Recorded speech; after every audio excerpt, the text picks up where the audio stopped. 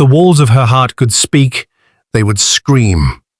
They would scream of the pain, the betrayal, the quiet nights soaked in tears, all because the one person she gave her life to threw her away like garbage when she became sick. Mama Ruth wasn't just a mother. She was a warrior, a woman who walked barefoot to fetch water so her only son could drink. A woman who sold her body's strength in the market every single day so her son wouldn't go to bed hungry. A woman who wore the same wrapper for 10 years because Daniel, her son, needed new shoes for school. Mama Ruth loved like only mothers can, without limit, without ego, without rest. And Daniel? Oh, he was her world. She didn't care about the pain in her joints or the hunger that clawed at her belly. All she wanted was for her son to rise. And he did. He rose, higher than she ever imagined. But when she needed him, when her body began to crumble under the weight of all those years, he shut the door in her face, a door she built with her own suffering. He left her on the street with her sickness, her shaking hands, her failing breath, and her heart shattered beyond repair. It had always been just the two of them. Ruth was only 22 when her husband died in a terrible accident just a week after their baby was born. She had no family to run to. Her parents were long gone. Her in-laws called her cursed. So she carried her baby boy on her back, tied him with a threadbare wrapper, and went to war with life. Every single day was a battle. She hawked roasted corn during the dry season and sold firewood when the rains came. She fetched sand for bricklayers. She even cleaned pit toilets for coins. All for her son. She named him Daniel, which meant, God is my judge. Because even when people mocked her and called her mad for refusing to remarry or abandon her child, she knew God would see her sacrifice. And Daniel, from the very beginning, was different. He was bright, curious, gentle. "Mama, one day I'll buy you the biggest house in the world," he'd say as a little boy, hugging her with arms full of dreams. "You'll never have to work again." Ruth would laugh, kiss his forehead, and say, "I don't need a mansion, my son, just don't forget me." But even promises soaked in love can dissolve under the weight of power and pride. Daniel excelled in school like he was born for greatness. He always topped his class, always impressed his teachers, always brought home awards, even if his uniform was faded and his sandals had holes. Mama Ruth beamed with pride every time the principal called her to say, "Your son is brilliant." She'd walk home under the sun with aching legs, clutching his certificate like it was gold. In the evenings, she would boil yam and they would eat together on the floor, dreaming of the future. "You'll be a doctor," she would say, "or a lawyer, or even president." But Daniel had other dreams. He loved computers. He once saw an old laptop in a neighbor's shop and stared at it for hours. That curiosity grew into passion. Mama Ruth noticed. She saved money for over a year, skipping meals and sewing late into the night to buy him a second-hand desktop with a cracked screen. Daniel cried when she gave it to him. "Mama, you're the best mother in the world," he said. That night, he didn't sleep. He stayed up coding, learning, building dreams with shaky fingers, and Ruth watched him with eyes full of pride and a heart full of love. She had no idea that one day the same hands that built him up would later push her away. Life shifted quickly after Daniel got a scholarship to a prestigious university abroad. Mama Ruth danced barefoot in front of her compound when she received the acceptance letter. Her neighbors joined her. It was like her son had been chosen by the heavens. But there was a problem. The scholarship didn't cover the flight or basic needs. That didn't stop her. Mama Ruth sold her husband's last farmland, the only thing she had left, just to buy his ticket. She even borrowed money from a man who was known for being ruthless, promising to pay back in 6 months. "Go, my son," she told Daniel at the airport, hugging him tightly. "Don't look back. Make something of yourself. Make me proud." Daniel nodded, with tears in his eyes. I'll come back for you, Mama. I swear it. And he did come back, but not in the way she expected. While abroad, Daniel rose like a phoenix. He studied hard, started a tech company with 2 classmates, and within 3 years, he became a millionaire, then a billionaire. News articles praised him. Blogs worshipped him. Television shows interviewed him. The African tech god, they called him. But in all the interviews, no one heard him mention his mother. Not even once. When Daniel returned to Nigeria, it wasn't to his mother's house. He arrived in a private jet, walked out in a designer suit, surrounded by security. The airport was buzzing. He was a celebrity now. People cheered. Reporters screamed his name. But Mama Ruth stood quietly at the back of the crowd, her wrapper old, her feet dusty, holding a flask of jollof rice she had cooked for him. She had waited hours, hoping to catch his eye. When she finally did, Daniel looked at her, but only for a second. His eyes scanned her faded scarf, her cracked slippers, the food flask in her hand, and then quickly looked away. She called out, "My son!" But his bodyguards blocked her. "Step back, madam," they barked. She stumbled, confused. "Tell him it's me, his mother." But Daniel didn't turn. He entered a black Range Rover and was gone. That night, Mama Ruth walked home with her jollof rice still warm in the flask and tears soaking her chest. "Maybe he didn't see me," she whispered, defending him. "Maybe he was tired." She didn't know that sometimes it's not blindness, it's shame, and some sons are too ashamed to remember the soil they grew from. 2 weeks after his return, Daniel finally called Mama Ruth. "Mama," he said casually, "you can come and visit the house if you want." She held the phone to her ear with trembling hands, her heart racing with joy. "Ah, Daniel, my son, I was beginning to worry," she said, tears filling her eyes. "I cooked for you that day, but the guards—" "I know, Mama. I was busy," he interrupted, "but I'll send a car to bring you." True to his word, a sleek black SUV arrived at her one-room home the next morning. The neighbors gathered to watch as Mama Ruth, in her best wrapper and head tie, climbed into the car like a queen. She clutched her small nylon bag, filled with simple gifts, a bottle of anointing oil, a sachet of groundnut, and a hand-sewn handkerchief. As the car drove through the city, past tall buildings and glass mansions, she whispered prayers of gratitude.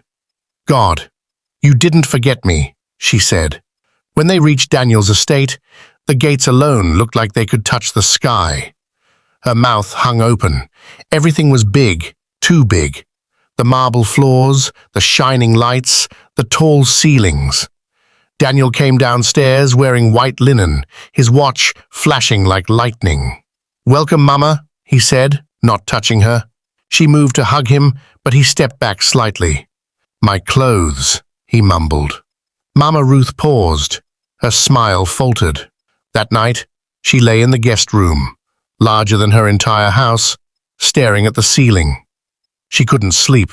She didn't know why, but her heart felt cold, like she had entered her son's world, but lost his heart. The following morning, Mama Ruth woke early and went to the kitchen to prepare his favorite yam porridge. She asked the chef for the ingredients, but the woman gave her a blank stare. "Madam, you're not allowed in the kitchen. We have staff for that." Mama Ruth blinked, confused. "But I'm his mother." The chef shrugged. "You'll have to ask Mr. Daniel." She quietly returned to her room. Later that day, she sat with Daniel in his living room. He was on a video call, laughing with some business partners from Dubai. She waited patiently, her hands clasped on her lap. When he finally ended the call, she smiled warmly. "My son, how are you enjoying your success?" she asked. He nodded. "It's stressful, Mama. You wouldn't understand." She chuckled. "Ah, but I understand stress, Daniel. Did I not raise you with my hands?" He gave a half smile. "Mama, please don't start. I brought you here to rest, not to talk about the past." Her smile faded a little, but she nodded. She didn't want to annoy him. That evening, when she asked him to join her in prayer, something they used to do together every night, he said, "Mama, I don't do that anymore. I meditate now. She forced a laugh. Meditate? Like Pastor Chuka's fasting? No, Mama, just let's not get into it. She nodded again. But in her heart, something was breaking. The boy who once knelt at her feet for prayers now found her faith annoying. That night, she whispered to God alone as her eyes filled with silent tears. Lord, is this the same boy I raised with firewood and fasting? Days passed, and Ruth felt more like a visitor than a mother. The house was filled with people, stylists, assistants, chefs, guards, yet she felt desperately alone.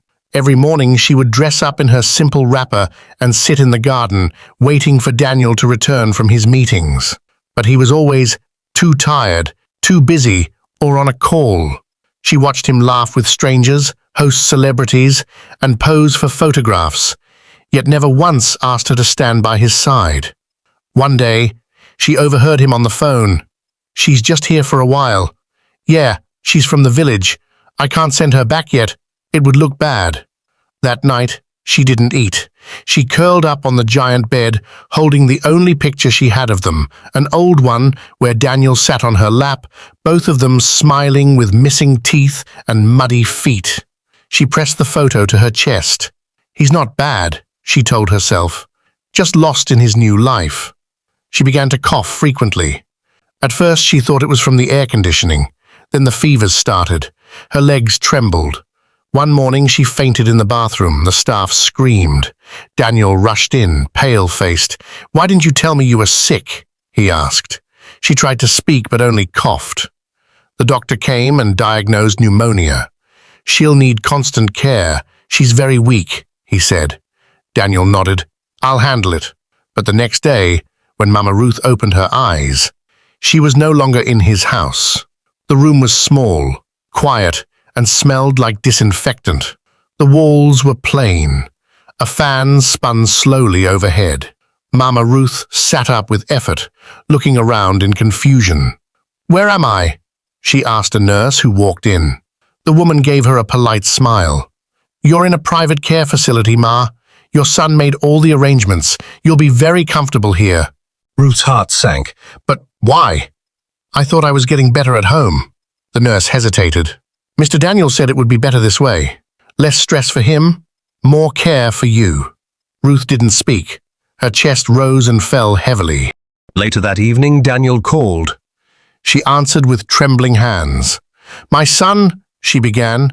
"Mama, please understand. I have important guests coming this week. I can't have nurses and sickness in the house. I'll come and visit you. I promise." The call ended. Ruth stared at the phone. Her fingers went numb. She was not just sick. She had been removed, set aside.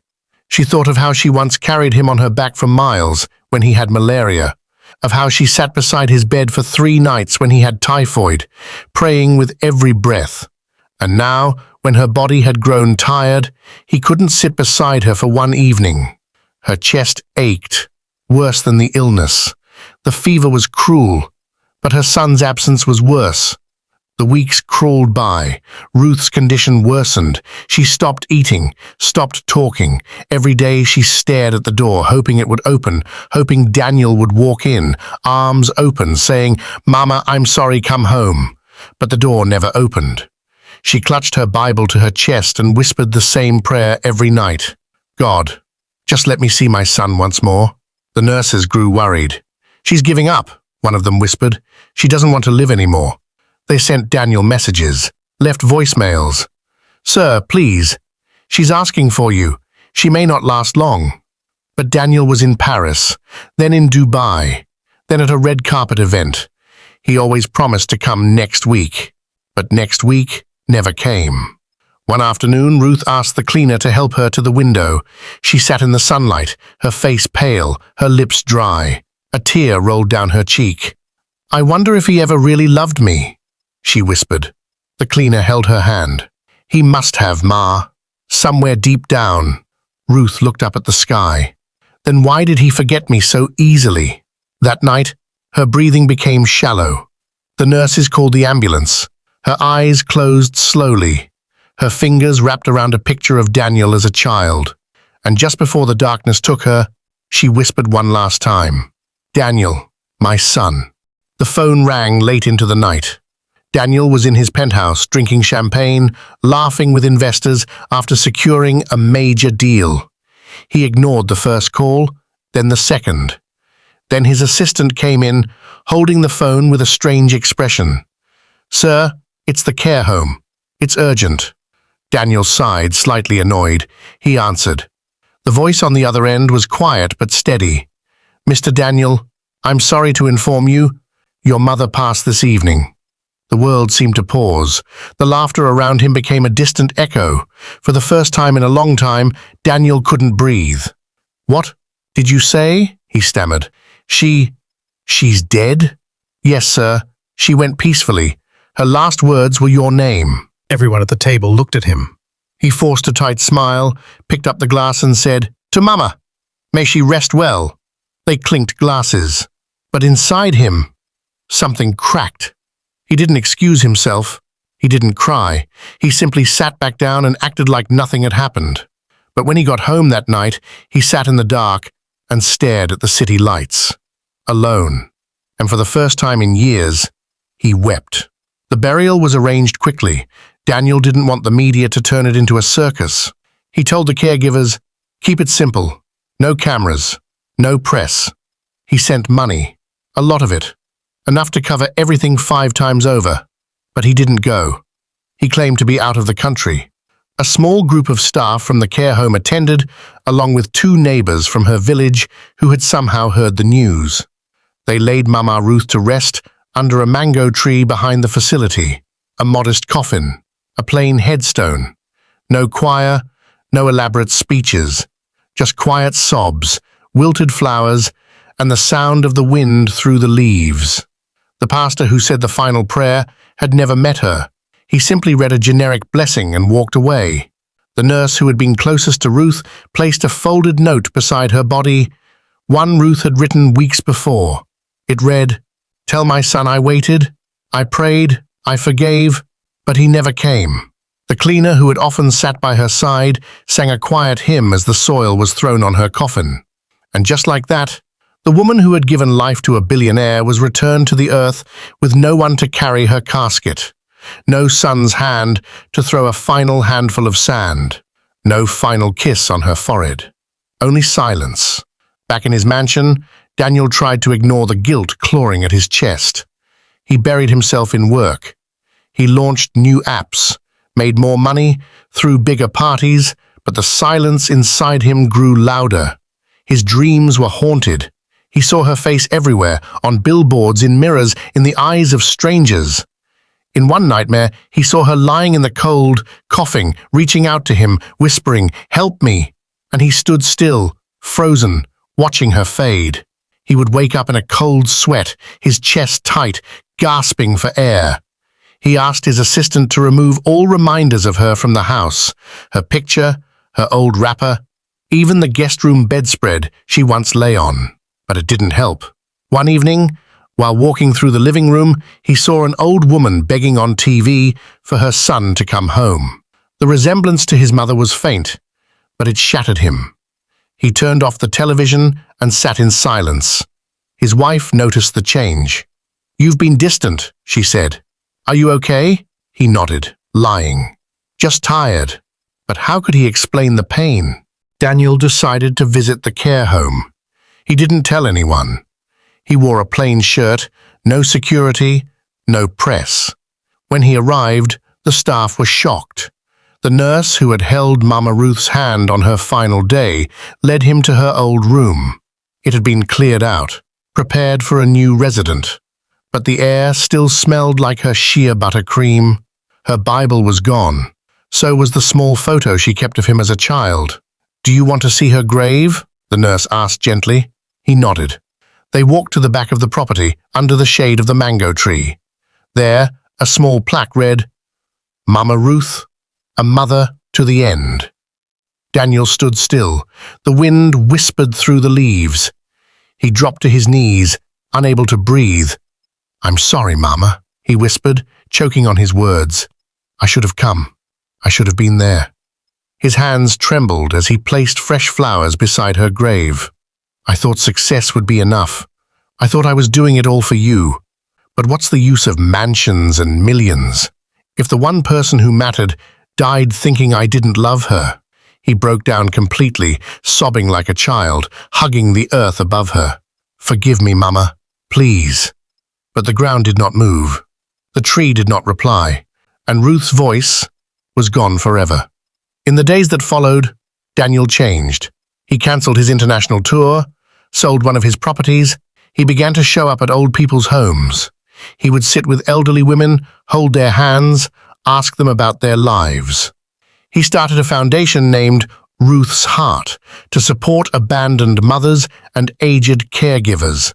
The press celebrated him. Billionaire gives back, the headlines read. But it wasn't about fame anymore. It was about penance, healing, redemption. He met a woman who reminded him of his mother, wrinkled but full of warmth. She hugged him after receiving help and said, "Thank you, my son." He cried in her arms. But every act of kindness only reminded him of what he failed to do when it truly mattered. At night, he would sit by the window of his mansion and talk to her picture. "I hope you see me now, Mama. I hope you know that I never stopped loving you. I was just lost." But some apologies arrived too late. Some wrongs can't be undone. Still, he promised to spend the rest of his life loving others the way he failed to love her, loudly, consistently, and without shame. Because while Mama Ruth was gone, her love still echoed in his heart, reminding him every single day what real wealth truly means. The end. If you enjoyed the story, consider subscribing, liking, and dropping a comment with your thoughts. Thank you for watching, and I will see you in our next story.